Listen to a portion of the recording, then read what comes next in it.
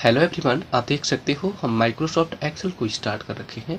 Microsoft Excel की आज की इस क्लास में मैं आपको सिखाऊंगा माइक्रोसॉफ्ट एक्सेल के शॉर्टकट्स के बारे में। अगर आप रीड करोगे तो दिया है F4 और F4 का मतलब होता है सेल नेमिंग।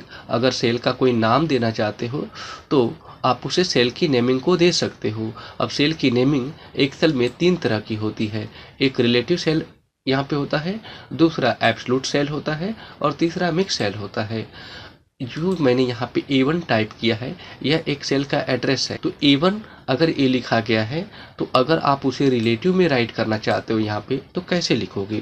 सिंपली अगर मैंने A लिखा इसका मतलब A कॉलम है, अगर मैंने 1 लिखा इसका मतलब 1 रो है। तो इस प्रकार से अगर मैं A1 लिखा हूँ तो किसी भी सेल का एड्रेस अगर इस तरीके से लिखा गया होता है तो उसे रिलेटिव सेल रेफरेंस का नाम दिया जाता है। ठीक है अभी ओके। अगर एब्सोल्यूट की मैं बात करूं तो इसी सेल के एड्रेस को मैं एब्सोल्यूट में चेंज करूंगा तो उनके साथ डॉलर का साइन यूज किया जाता है। ये डॉलर साइन यूज कर दूंगा और इसके बाद मैंने ए लिखा, दोबारा डॉलर का साइन यूज करूंगा और 1 लिख दूंगा। इसका मतलब देखो है तो A1 ही यहाँ पे अभी, लेकिन दोनों के साथ डॉलर का साइन यूज किया गया है। ठीक है, तो इस तरह के सेल रेफरेंसिंग को हम लोग एब्सोल्यूट सेल रेफरेंसिंग के नाम से जानते हैं। ठीक है अभी। और मिक्स सेल रेफरेंस किसे कहते हैं? तो मिक्स में किसी एक के साथ डॉलर का साइन यूज किया जाता है। जैसे मैंने यहाँ पे A1 लिख दिया, ये देखो मैंने ए लिखा, इस डॉलर का साइन यहाँ पे राइट किया आपने और यहाँ पे 1 राइट कर दीजिए। तो आप देखो यहाँ पे यह मिक्स सेल रेफरेंस है। इसको आप ऐसे भी लिख सकते थे या फिर आप डॉलर का साइन लिखने के बाद ए लिखते और इसके बाद आप यहाँ पे 1 को डायरेक्ट लिख देते। तो देखो ये दोनों एग्जाम्पल जो है मिक्स सेल, ठीक है, मिक्स सेल रेफरेंस या मिक्स सेल नेमिंग के क्या है एग्जाम्पल हैं। अगर इसको आप शॉर्टकट मेथड से करना चाहते हो देख सकते हो इस समय A1 जो लिखा गया है ये रिलेटिव में लिखा गया है। अगर मैं F4 बटन का उपयोग करके आपको दिखाऊं यानी कि इसका क्या रोल है यहाँ पे F4 का, तो F4 क्या करता है, इसे सभी प्रकार के सेल रेफरेंसिंग में चेंज करता है, यानी सभी प्रकार के सेल के नेमिंग में बदलता है। मैं A1 को सेलेक्ट करके F4 को दबा रहा हूँ, देखिएगा अभी जैसे मैं F4 को यहाँ पे प्रेस करूंगा ना वह बदल जाएगा आपका। ठीक है, दूसरे सेल रेफरेंसिंग में अभी चेंज नहीं हो रहा है। चेंज कैसे होगा ये देखो, इक्वल साइन के साथ पहले इस सेल का एड्रेस आप यहाँ पे लिखोगे। तो इस सेल का एड्रेस अगर आपको लिखना है तो आपको A1 लिखना पड़ेगा। यहाँ पे आपने लिखा A और क्या लिख दिया, 1 लिख दिया। अब सेल का रेफरेंसिंग देख सकते हो यहाँ पे इक्वल साइन लगाने के बाद ये सारा कुछ चलता है। तो A1 लिख दिया, अब मैं F4 दबा रहा हूँ तो आप देखो चेंज हुआ कि नहीं। यहाँ पे A के साथ डॉलर का साइन, 1 के साथ भी डॉलर का साइन यहाँ पे लगा है। ठीक है, तो ये कौन सा हो जाएगा आपका, ये हो गया एब्सोल्यूट। दोबारा से F4 दबाऊंगा, अभी ये किस में चेंज हो गया आपका, मिक्स्ड में। फिर से लिखा, अब देखो अभी भी मिक्स है क्योंकि अभी डॉलर का साइन ए के साथ केवल यहाँ किया गया है। फिर से दबा दूंगा तो देख सकते हो बिल्कुल रिलेटिव में आ गया, यानी कि जैसे पहले था वैसे आ जाएगा।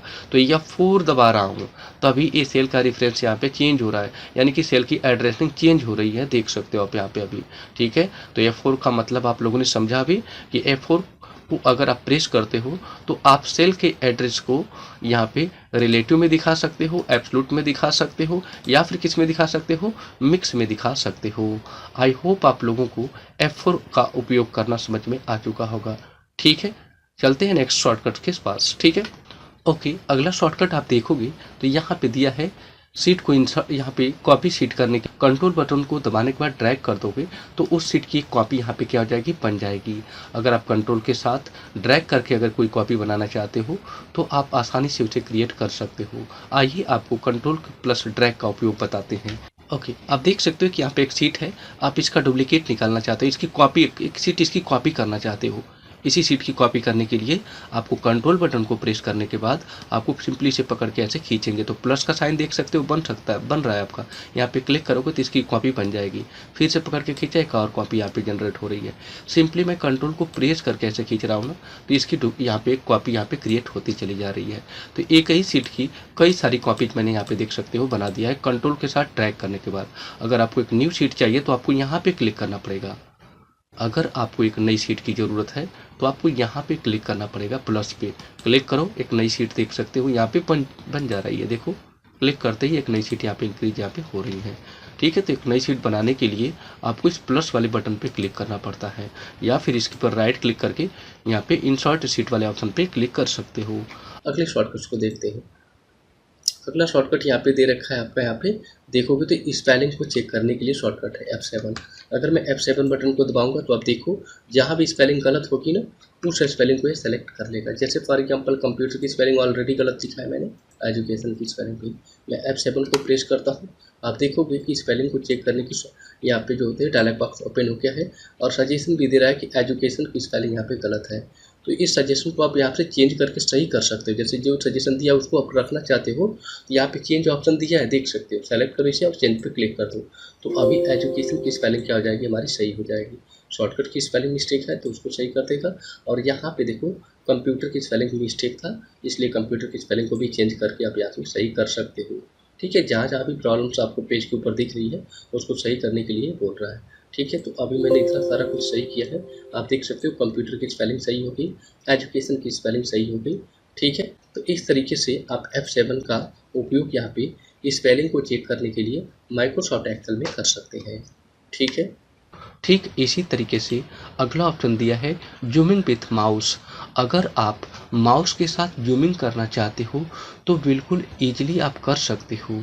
ठीक है, अगर मैं ध्यान से देखो माउस का स्क्रॉल बटन को डाउन करता हूँ, ठीक है, ये देखो ऊपर कर रहा हूँ तो इसका यहाँ पे स्क्रीन जो है देख सकते हो बढ़ रहा है और डाउन करूँगा तो इसकी जूमिंग कम हो रही है। देख सकते हो ना, कम से कम जूमिंग यहाँ पे 10% और मैक्सिमम जूमिंग आप यहाँ पे 400% तक इंक्रीज कर सकते हो। तो मैंने क्या लिखा है, माउस से जूमिंग कैसे करें, मैंने ये बताया था। अगर आपके कंप्यूटर में ये ऑप्शन काम नहीं कर रहा है कि आप माउस के साथ जूमिंग को इंक्रीज डिक्रीज नहीं कर पा रहे हो तो इसकी प्रॉब्लम भी आपको बताते हैं कि वो कहाँ से आप उसे सॉल्व कर सकते हो। इसके लिए सिंपल सा तरीका है, आपको फाइल मेनू पे ही क्लिक करना है। फाइल मेनू पे क्लिक करने के बाद ऑप्शन वाले ऑप्शन पे क्लिक करना है।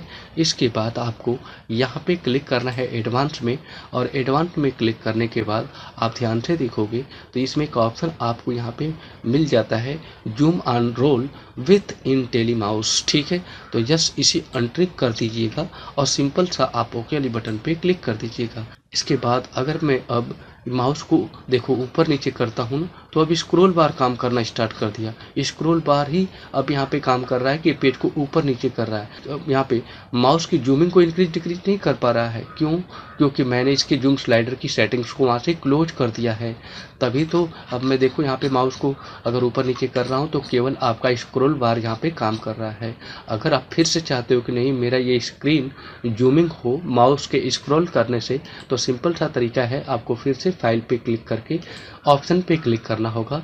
यहाँ पे एडवांस वाले ऑप्शन पे क्लिक करने के बाद आपको जूम ऑन रोल विथ इंटेलीमाउस वाले ऑप्शन पे क्लिक करना पड़ेगा। जस्ट ओके वाली बटन पे क्लिक कर देना है।